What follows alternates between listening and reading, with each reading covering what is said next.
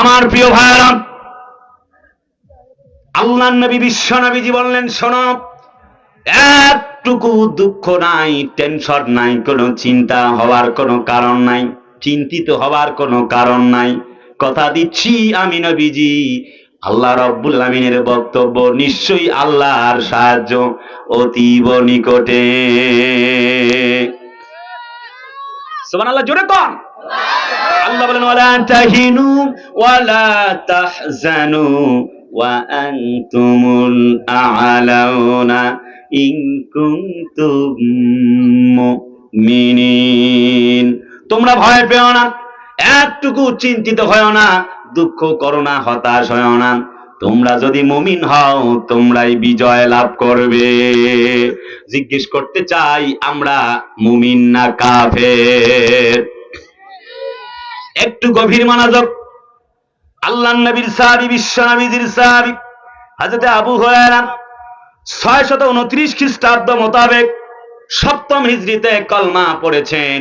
নামকরণ করা হলো বিড়াল ছানার পিতা হিসাবে, যেহেতু বিড়াল নিয়ে তিনি সব সময় বেশি খেলাধুলা করতেন। হযরত নবীজি আমার এমন করে হযরত আবু হুরায়রার সঙ্গে একদিন কথা বলছেন। আবু হুরায়রা বলেন, নবী গো, ইসলামের বিজয় দেখে আমি আবু হুরায়রা মরে যেতে চাই। নবীজি বলেন, আবু হুরায়রা, তুমি আল্লাহর উপরে ভরসা করো। নবীজির কথা শুনে আবু হুরায়রা পরের দিন চলে এলেন। এসে বলেন, ইয়া রাসূলুল্লাহি, দিন বিজয়ের জন্য ফকি দরকার, হাদিস বেত্তাগণ দরকার, ইলেম এবং আমল দরকার। আমি আবু হুরায়রার তেমন কোন ইলেম এবং আমল নাই। আমি যা মুখস্থ করি অল্প কিছু সময়ের জন্য মুখস্থ থাকে। হযরত আবু হুরায়রাকে রাসূলুল্লাহ মাথার মধ্যে হাত দিলেন। নবীজি বললেন, আমি আমার চাদরটা তোমার জন্য উৎসর্গ করছি। নবীজি নিজের চাদরটা খুলে আবু হুরায়রার জন্য বিছিয়ে দিলেন। আবু হুরায়রা চাদরটায় বসবেন। আবু হুরায়রা বলেন, ইয়া রাসূলুল্লাহি, এমন দুঃসাহস তো আমি দেখাতে পারি না নবীজি। নবীজি বললেন, শোনো, আল্লাহ রাব্বুল আমিন তোমাকে বারাকা দিয়ে ধন্য করবেন জন্য নবীর চাদর উপহার পাচ্ছো। নবীজি আমার আবু হুরায়রাকে চাদরটা গায়ে দিয়ে মাথার মধ্যে তখন হাত দিলেন এবং জড়ায়া ধরলেন। হযরত আবু হুরায়রাকে নবীজি বললেন, আবু হুরায়রা, আল্লাহ রাব্বুল আমিন এত জেহেন শক্তি তোমাকে এখন দিবেন, যা দিয়ে গোটা পৃথিবীকে হাদিস শাস্ত্রের তোমাকে আল্লাহ রাব্বুল আমিন একজন শিক্ষাবিদ বানায়া দিবেন। আবু হুরায়রা বলেন, আমি দিন কায়েমের জন্য বেরিয়ে পড়লাম। আমি নবীজির কথা মতো বিকেলবেলা ঘর থেকে যখন বের হলাম, আমি শুনতে পেলাম হযরত আব্দুল্লাহ ইবনে মাসউদ একটি হাদিস বর্ণনা করছেন। আমার মুখস্থ হয়ে গেল। আমি শুনলাম আব্দুল্লাহ ইবনে আব্বাস একটি হাদিস বর্ণনা করলেন। আমি শুনলাম হযরত তালহা আনসারী রাদিয়াল্লাহু আনহু একটা কোরআনের আয়াত বর্ণনা করলেন। আমি বললাম। হযরত আবু হুরায়রা বলেন, আমি শুনলাম আর মুখস্থ হয়ে গেল।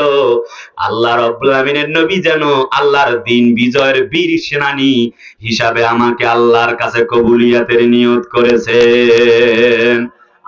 আমি আবু হুরায়রা ইসলামের জন্য, কোরআনের জন্য, আল্লাহর দ্বীনের জন্য জীবনটাকে কোরবান করে যেতে পারি, একটি মুহূর্তের জন্য আল্লাহর কোরআন ছেড়ে যেতে পারি না।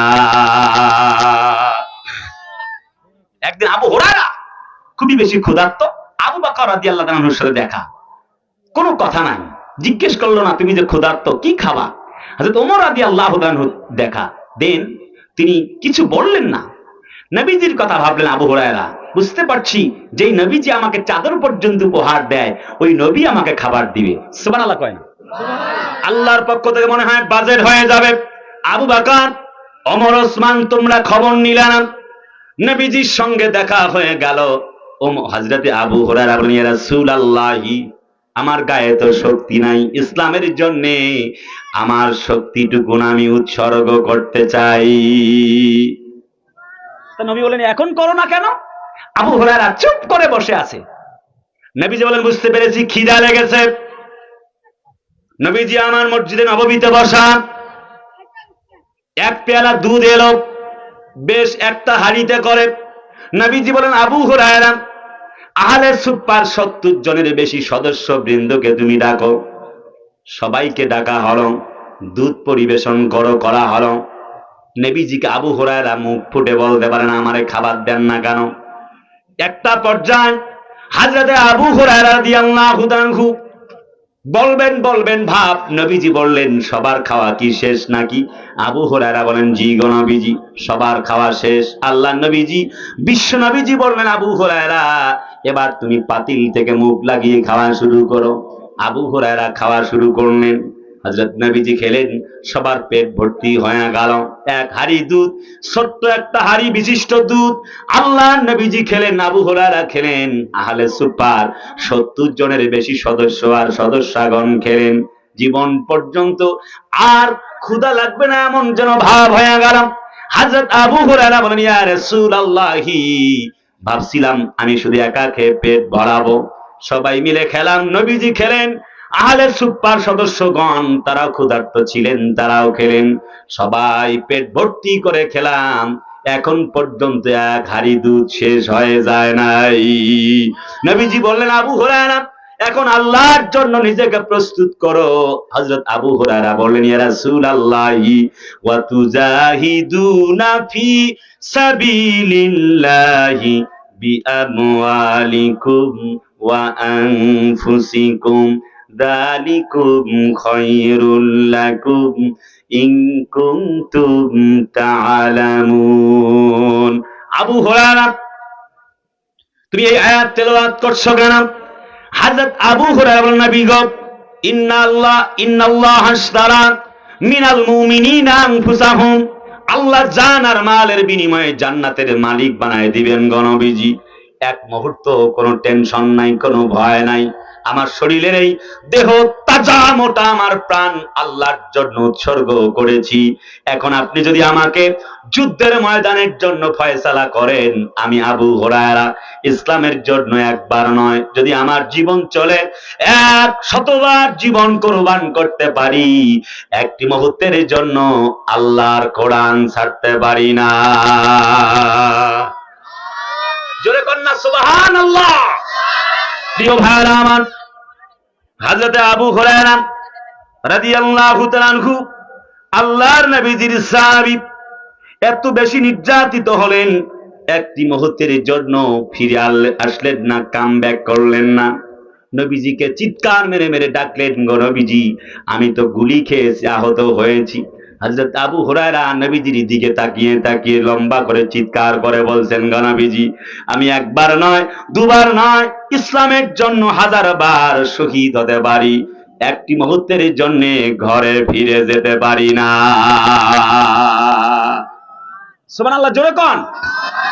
এই ইসলামের জন্য জীবন কোরবান করলেন।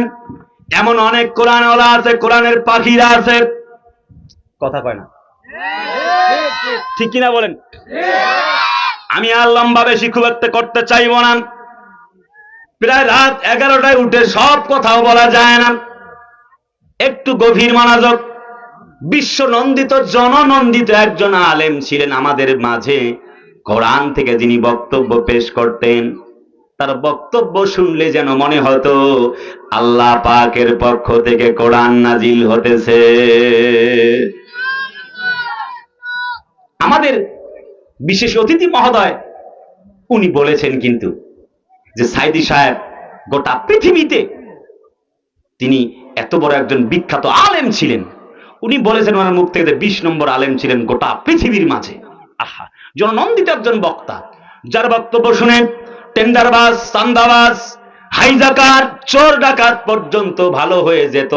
তাকে জাকাতের চোরের মামলা বানায়া, দিলু শিকদারকে চালান না দিয়া, আল্লামা দেলোয়ার হোসেন সাইদিকে চালান দিয়ে জমিন থেকে বিদায় করা হয়েছে।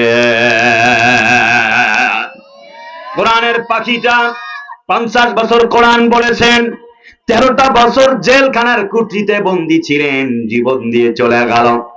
একটি মুহূর্তের জন্য আল্লাহ ছাড়া কারোর কাছে মাথা নত করে নাই। কারাগারে কাটালে 13টি বছর, বাতিলকে পেছে তোমায় দেখে থর থর। কথা বলতে হবে, ঠিক না? কারাগারে কাটালে 13টি বছর, বাতিল কেঁপেছে তোমায় দেখে থর থর। তুমি যে ছিলে মোদের নয়নমণি, শহীদ হয়েছ তুমি এটাই জানি, অমর হয়েছ তুমি এটাই জানি। আল্লামা সাঈদী তুমি মরণি, শহীদ হয়েছ তুমি এটাই জানি, অমর হয়েছ তুমি এটাই জানি। লিল্লাহে তাকবীর। দেহ মাঝে যতদিন ছিল তব প্রাণ, বলেছিলে তুমি সেই প্রভুরই কালাম। কথা বলে না, ঠিক কিনা? দেহ মাঝে যতদিন ছিল তব প্রাণ, বলেছিলে তুমি সেই প্রভুরই কালাম। তাই তো তোমায় ভাবি প্রতিদিনই, শহীদ হয়েছ তুমি এটাই জানি, অমর হয়েছ তুমি এটাই জানি। আল্লামা সাঈদী তুমি মরণি, শহীদ হয়েছ তুমি এটাই জানি, অমর হয়েছ তুমি এটাই জানি। লিল্লাহে তাকবীর।